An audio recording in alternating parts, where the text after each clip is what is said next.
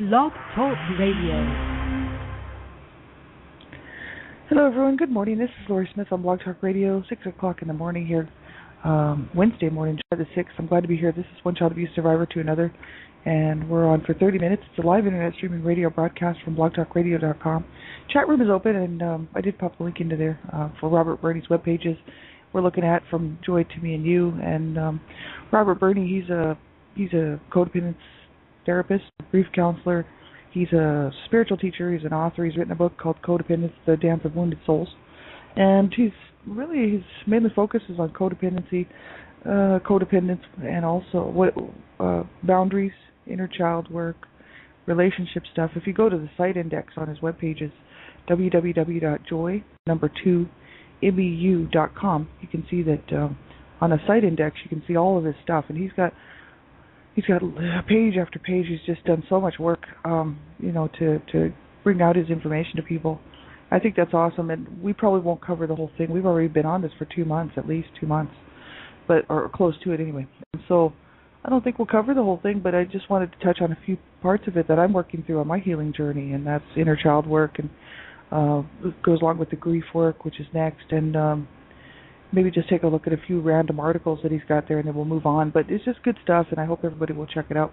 So thanks for being here. I really appreciate it, and we'll get right into the show. I'm not a counselor. I'm not a therapist. I'm just a private citizen paying to do my shows on Blog Talk Radio. I've been doing this since November 2009, and I had no idea how long I'll be doing these shows, and I just wanted to be one more voice, really, out here, because, we need all the voices we can get, speaking out against child abuse and standing up for child rights and really raising awareness and promoting awareness and education. And so I started doing this November 2009, and I realized that I wanted to also be a bit of an encouragement and support for other survivors, and to share my story in hopes that someone out there who's listening who may have been through something similar will know that there is hope and there is help, and that we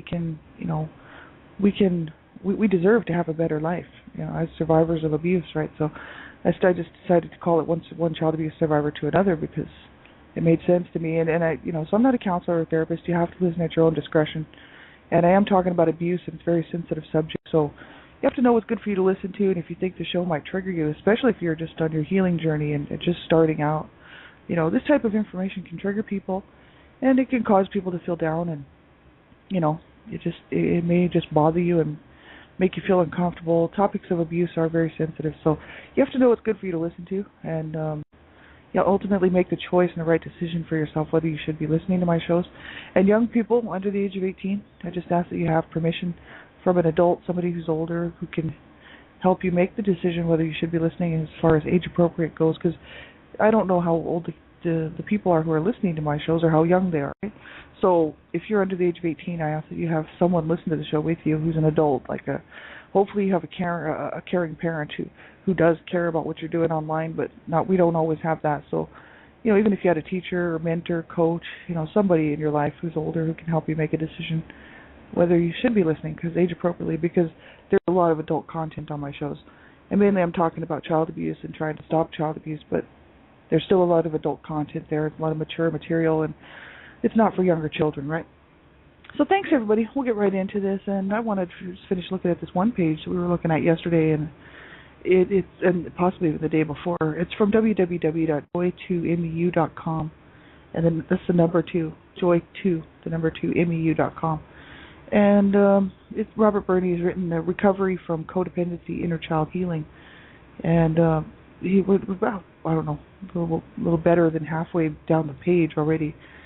But we were talking yesterday about the issue of, he says here, by becoming willing to face the terror of healing the emotional wounds, we can learn to release the damned, repressed grief energy within us so that it is no longer defining us and dictating our experience in life. And doing the healing work, making recovery a way of life, allows us to make choices to define our reality from a place of faith and acceptance instead of victimization, fear, and shame. It allows us to start having healthier relationships with ourselves and with others.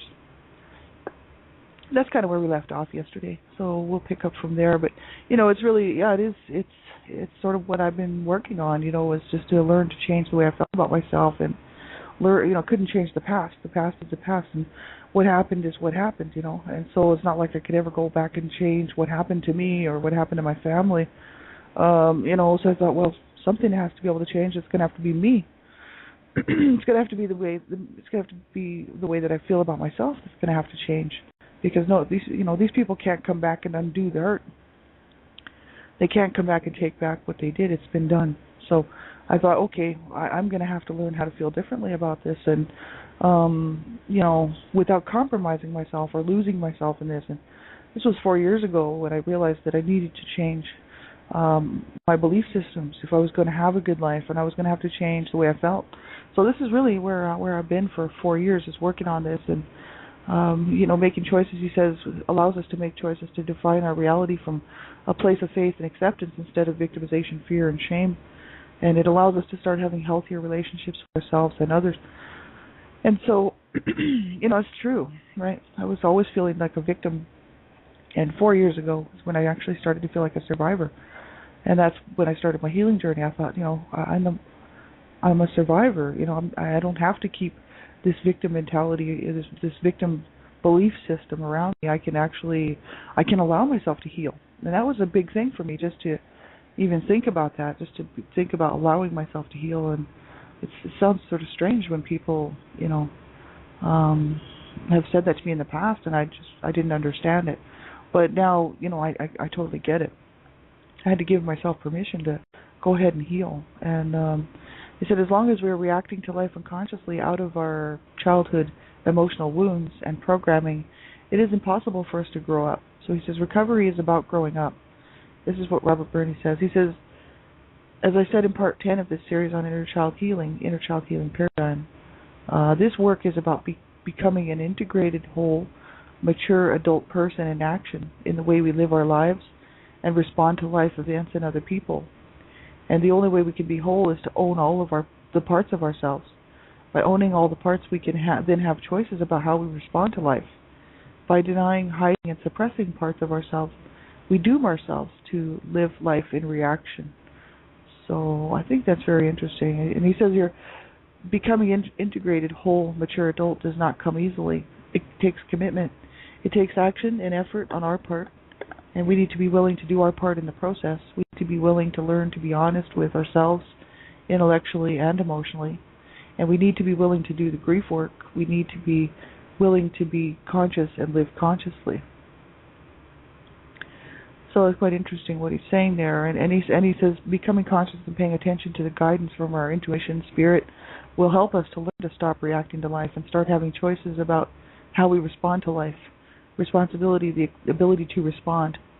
And we can take responsibility for our lives and own our power as a co-creator of our life. And I think that's so good. That's so important. That's what that's where I guess that's where it is for me. It's just taking responsibility for myself, because 4 years ago, April 2007, I was planning my own suicide again. I was planning it. I wasn't attempting it. I was just planning it and feeling that I wanted out of this pain, and I didn't know how to get out of this pain, and I was just miserable, and I had always been in that place, like I could go to work, I had friendships, I had relationships, and was able to do the normal stuff that I needed to get done.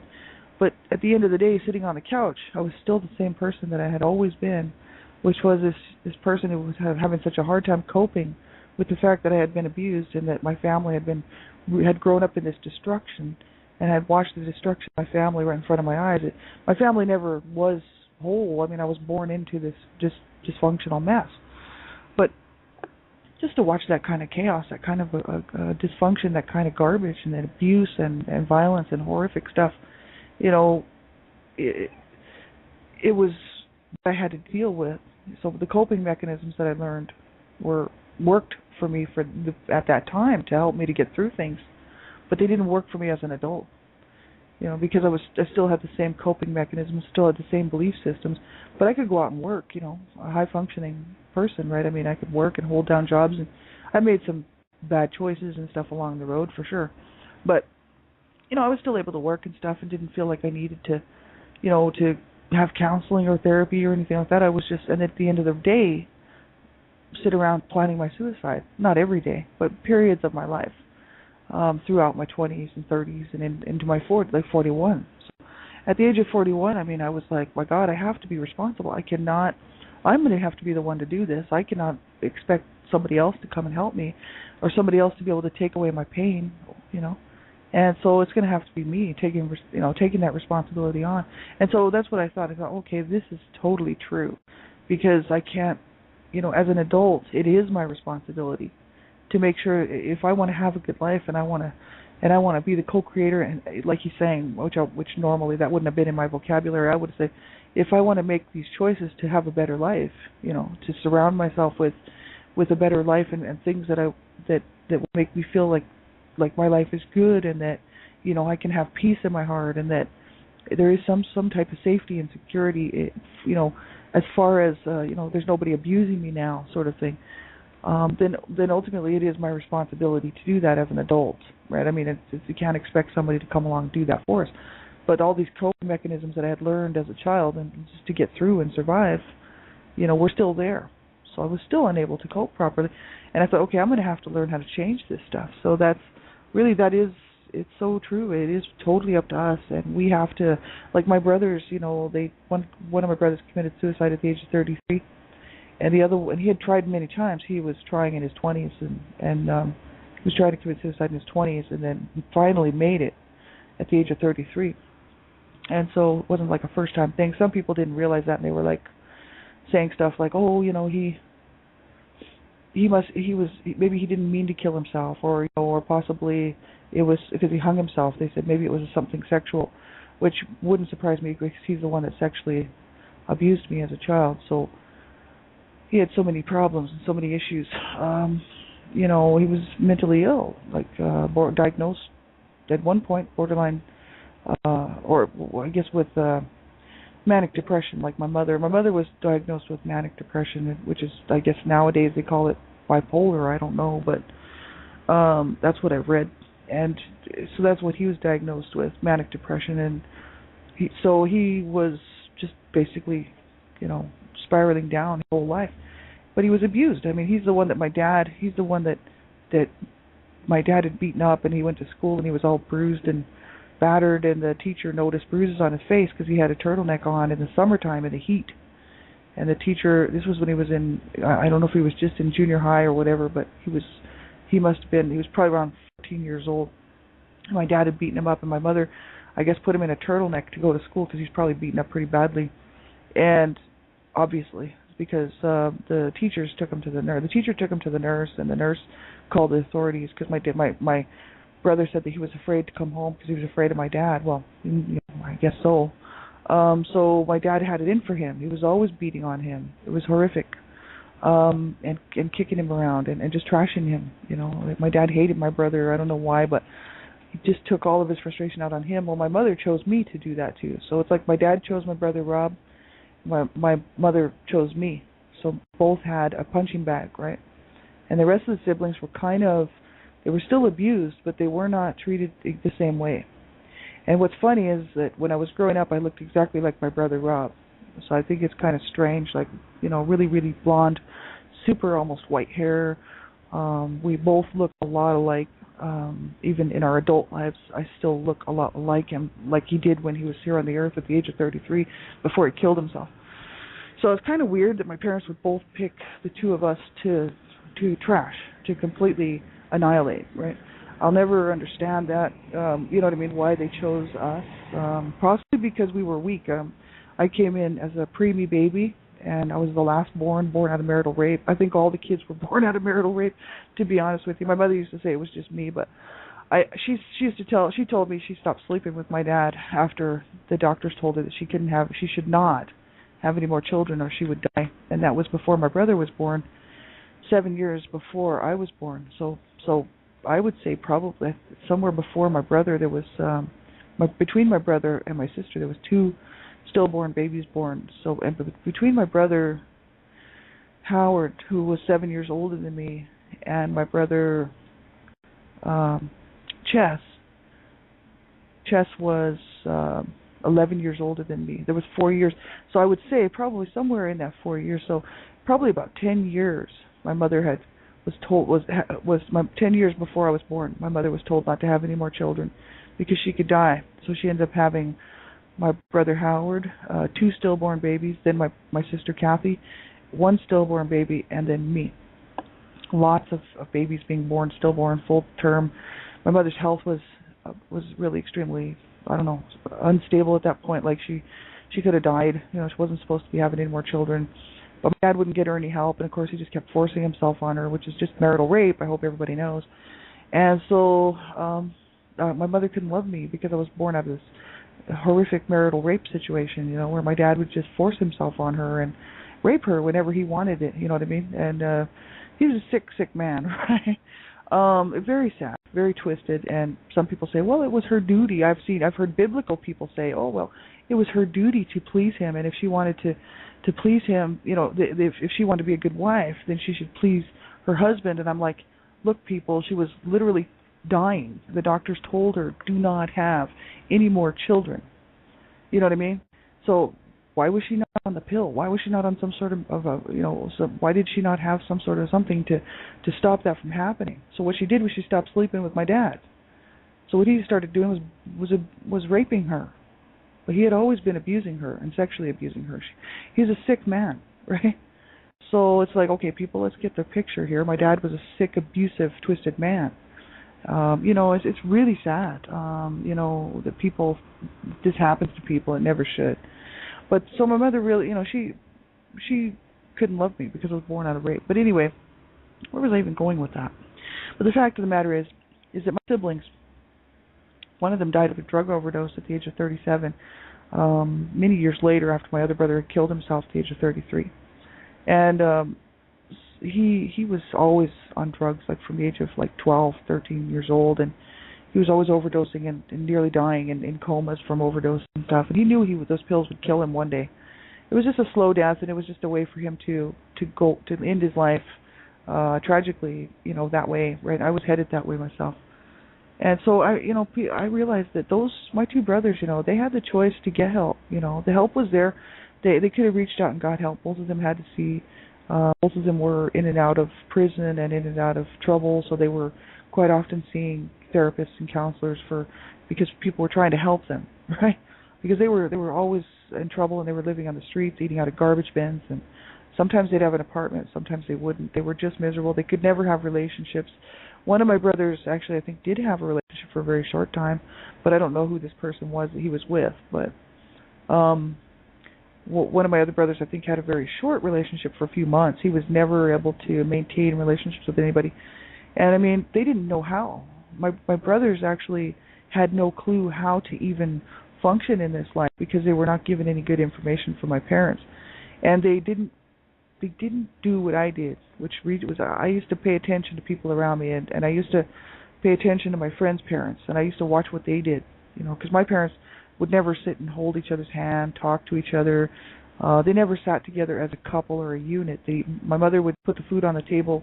My dad would generally eat by himself because my mother kept everybody separate because it was abusive, right? I mean, anything could erupt at any time, so we were all separate, you know. We didn't eat as a family unit, right?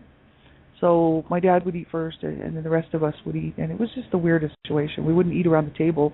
I used to eat at the table. My mother would call me to eat at the table, which was always unfortunate because I usually caught a beating at some point through the week, you know. But the rest of the family was not made to sit around the table, so it was just me. And I think that was because my mother wanted to control me, and I was her punching bag. So it was a kind of a sick and twisted issue, right? But you know, my siblings had every opportunity to get help. They could have got help. And I sat there 4 years ago and I'm thinking, okay, why am I wanting to kill myself? I understand why I want to kill myself. The issue is why am I going to allow myself to do what my brothers did and not get help? You know? I mean, I understand the pain I was in. I mean, I know why I was hurting. I know why that caused me to feel the way that I did. But I'm sitting there thinking, do I have to end my life? Can I not heal?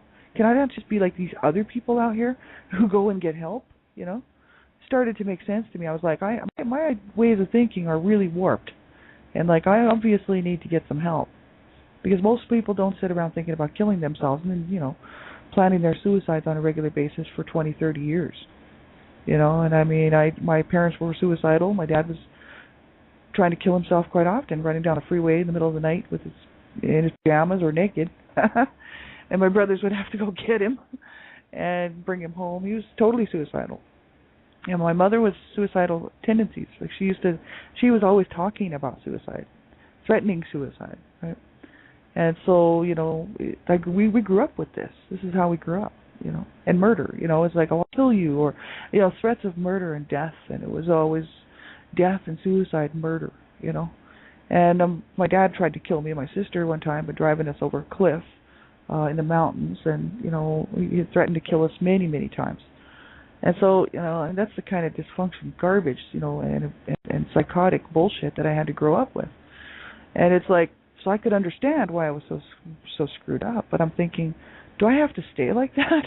I started to ask myself these questions. I'm like, really, do I really have to stay like that? But then if I don't, if I get help and I change the way I feel and change things, will I still be me? That was a big question for me. I thought I was going to lose myself in the process. So this is kind of what I was talking about yesterday, is that in changing those belief systems and changing that stuff, I thought I would lose myself. And I didn't necessarily want to do that. You know what I mean? Like I'm a person. I was put on this planet. I'm the total sum of my experiences. And it's like, okay, I've learned how to love myself. I don't hate myself, I used to hate myself and hated my body, and I hated myself, I hated my whole being, right? But now I don't, and now I'm having compassion on myself. Instead of self-injuring, self-sabotaging, and trying to kill myself, I'm like, no, I have compassion for that little child that I was, who was so mistreated, And of course I have compassion for other people, obviously, right? I care about people. So it's like, I thought, do I have to continue on in this, If I change the way that I feel, will I still be the same person? These were questions that I had. And I they're answered for me today. They're answered for me, probably this year, is when I realized that, hey, this actually, what it did was, it didn't change me. It didn't, by allowing myself to change the way that I feel about this, about much of my stuff, and many of my horrible belief systems that I had, didn't change who I was at all. It just allowed me to get in touch with myself. So I've actually been able to find these parts of myself that I needed to find to be able to work through. So it's actually done, like I was saying yesterday, the opposite really of what I thought it would do, to be on my healing journey. So it's just awesome. I have some guests here today. I have Gypsy Witch and some guests. Thanks for being here. I appreciate it. But he says here, becoming an integrated, whole, mature adult does not come easily. So it takes commitment, he says, and it takes action and effort on our part. We need to be willing to do our part in the process, and we need to be willing to learn to be honest with ourselves intellectually and emotionally. And we need to be willing to do the grief work. We need to be willing to be conscious and live consciously. So he says, we can't do it perfectly. We will make gradual progress. And he says, we will resist and procrastinate and make excuses because we're human. Robert Birdie's a survivor too, so he's talking from his own, experience as well as because he's a codependent therapist, and he's also he's a grief counselor and a spiritual teacher, but he's a survivor too, and he's kind of talking from his own situation, saying, that we can't do it perfectly. We will make gradual progress. We'll resist and procrastinate, make excuses because we're human. One of the trickiest things about his process is to stop judging ourselves for being human. At the same time, we're doing whatever it takes to align with healing and transformation. So he says it is hard work. It is ongoing. It will keep changing and shifting and getting different, but it will continue for the rest of your life. That's quite interesting. Because I always thought at some point a person could feel better and then just completely drop it and move on. But, from what I read out here and from what I see, it's a lifelong journey, a lifelong process. So am I discouraged by that? No. Because, it's coming to the truth of things, and it's coming to the reality that healing is possible. Because when I was 13 and 14, if you would have told me that I could be sitting where I am today, feeling the way that I am, I would have not believed it. Like about the time I was 10 years old, I was telling my mother to go ahead and kill me because I was so tired of living. I was tired of the garbage and the abuse and the pain and the horror. I was like, just go ahead and kill me. You've killed me already anyway. I just wanted out, By the time I was 13, 14, I was cursing God. I was just like, oh my God, how could you leave me in this, Like 15, 16 years old. And then, it just went on and on and on, And so if you'd have asked me back then if I thought I would ever be sitting here today, feeling, loving myself and actually enjoying life and having some peace in my heart, I would have said no. And that there is goodness in life, I didn't used to believe that. And there's good people, there's good stuff, there's good things in life and good people, and that life can be good. I would have definitely said no. I wouldn't have believed it for a minute. And so, I guess it is an ongoing thing, to move through the healing journey and the healing process, and eventually, it just gets probably, I hope, a little bit easier and easier. I would say it has been a little bit easier and easier all the time. You know what I mean? Like, the first few years were a little bit hard for me. I was not really sure which direction I was even going in when I was doing, because I'm doing everything self-help, And after a while, I started to realize, no, I'm doing well. I'm not hurting myself, not self-sabotaging. I'm learning how to look for these behavioral things that I can change and work through, and so I have made a lot of progress. So he says the rewards are awesome. However, he says, I'm going to end this article and this series with a couple of short quotes from near the end of my book, Codependence: The Dance of Wounded Souls. So Robert Burney says, we are spiritual beings having a human experience, and we are here to experience feelings and touch and love. The goal of the healing process is not to reach some place where we are above all the human experiences and feelings. We are here to feel these feelings. So he says, when we become willing to feel the pain, then we become capable of feeling the joy. So the joy of doing this healing is incredible. Our job is to heal and enjoy. Our job is to be. We are here to be human beings, not human doings. Our job is to follow the joy to the truth. Our job is to feel in the moment. And as long as we are reacting to old wounds and old tapes, and we cannot respond to the now. So the more we heal, the more responsibility we have. That is, ability to respond, the ability to respond in the moment. So he says this is a process. A process we are going to be involved in for the rest of this lifetime. So we will never do it perfectly from a human perspective. But the more we are willing to choose to view life as a growth process and to feel and remember the truth within us, the more we will become conscious of the truth that we are perfectly where we are supposed to be on our spiritual path, and that we are being guided home. So there is truth all around us, and the truth is setting us free. He says, through healing the inner child, we can access truth and love, and the little child shall lead them. And that little child is within you, and that little child deserves love, and that little child is you. So that's what he says there. That's awesome. So the next portion is the grief process.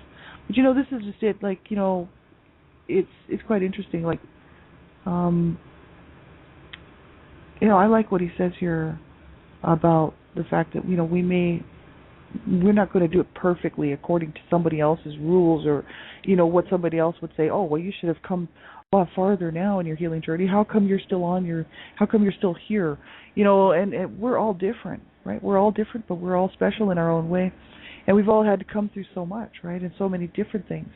So not one of us is going to be the same as the next. So we may be in completely different places in our healing journey, and we may be, and that's okay, right? It's because it's all going to be different for all of us, right? So I wouldn't judge myself against another survivor and say, well, look at that survivor. I mean, my God, look what they're doing. They seem to have it so together, because everybody's in a different place at a different time. And so I think it's important to keep in mind that, like, not to compare ourselves to other people, and not to compare our journey to another person's journey. And we all need different things, and what works for me may not work for you. What works for you may not work for me, right? Because we're all different, and we all need different things. And I've read that on way too many websites, and it makes sense to me, talking to other survivors and, in the work that I'm doing, right? So it's important to not compare yourself, and to just take it as as you're working through your journey, to accept it and be happy and be content. And I think, for myself, that's what I do. I don't try to force myself to get to a certain place, like, well, then what I do, then I'm putting pressure on myself to feel bad about myself again, basically setting myself up to feel lower than, lesser than, right? And we don't want to do that, you know what I mean? So I don't compare myself to anybody, and I just do my healing journey as it comes along, and I feel like I'm supposed to be exactly where I'm at in it. And it helps me to make progress, and I progress when I progress. It just sort of happens, right? So it's just a natural thing. I think that's what, it's been pretty positive for me, this healing journey. So, I just hope that you get some help, and I would say whatever help it is, even self-help, make sure that you do stick around, do not allow the abuse that you suffered they had to go through and endure destroy your life, I mean, my God, I wish I could have got a hold of my brothers, it's really unfortunate, that I couldn't got a hold of them and at least said that to them so that maybe, it's not like I could change anything. It's not like I could save them, you know what I mean? I know that's not possible. But I'm just saying that, don't give up. That's what my brothers did. They just gave up. Don't ever give up. That's my mission, is to never give up. And I made a commitment to myself, and 4 years ago, that was it. I was never going to give up, and I was going to heal, and I was going to do this, And that was the best decision I've ever made in my entire lifetime. I hope that you will stick around, and I hope you will reach out and get help if you need it. If you can't cope, you phone a crisis line, you phone a helpline, because there's people out there that do care, right? Many times we can't find somebody to talk to, and the world's busy and people are busy, and sometimes they just can't help us. But don't give up, not ever, not ever. You stick around and you make sure that you if you have to, like I said, you call a crisis line. Have a great day, everybody. I'll be back on tomorrow, same time, same place, and tonight on my own show here, Child Abuse Prevention and Human Rights Abuse Prevention is up to us, as well as Dreamcatchers Talk Radio here tonight. I believe I'm on that one too, so I'll be on a couple of shows tonight. So have a good day, everybody, and take good care of yourselves. Talk to you tomorrow or tonight. Bye-bye.